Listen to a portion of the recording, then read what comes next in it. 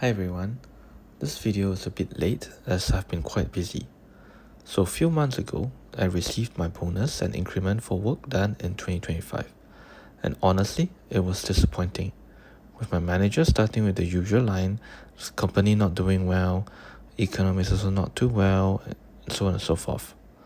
The increment is quite laughable, with how my colleague put it as being able to afford 4 black tap meals.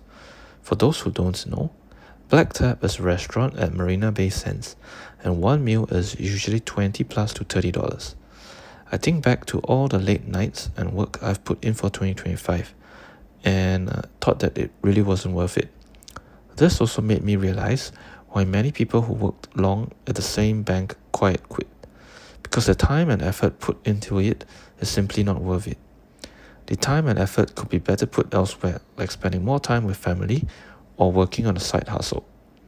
This got me frustrated, as I have a newborn, an extra mouth to feed, along with the mounting cost of living in Singapore. The increment is not able to cover inflation and the increased cost of living. Apart from the poor increment, the long working hours, time and effort and frustrations of work are simply not worth it. However, I can't afford to quit without a job, as I have a family to feed after all. So I started to look for alternatives, such as applying for other jobs and even considering further studies. This might seem strange, as the most obvious choice would be to actually just look for a new job. So why further studies? Because in my field of data analytics and data science, I don't have a formal degree in it. The skills that I've obtained are through online courses and work experience, but I've realized that it is insufficient. Comparing myself against colleagues who do have a master's in data science, there is a gap there. And that is that they are able to come up with creative solutions to problems. And that is something that I lack.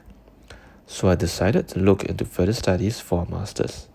However, it would have to be online and part-time, as I can't afford to quit my job to do a full-time master's, and online will provide me with the flexibility of juggling parental duties as well. I told my wife about it and she was supportive, so I went to look for online masters related to machine learning and artificial intelligence. There are quite a number of them available from reputable schools, but eventually I settled on two which caught my eye. The first being OMSCS, or Online Masters of Computer Science from Georgia Tech University, and the second is the Masters of Artificial Intelligence at University of Texas at Austin. I chose them because they were reputable, had good reviews online about their pedagogy and rigor of studies. Apart from that, they were affordable too, priced at below 12,000 USD. So I applied online within the application window, and within 1 to 2 weeks I got replies from both of them. I was surprised, but I actually was ineligible to be admitted for both because I didn't have the prerequisite degree to apply. Apparently, a 3-year degree at an Australian university is insufficient, and it seems like the minimum requirement is a 4-year degree or one with honours. For those who are planning to apply to these two universities, please take note of it, and if you're in the same state as me, you can save yourself the application fees.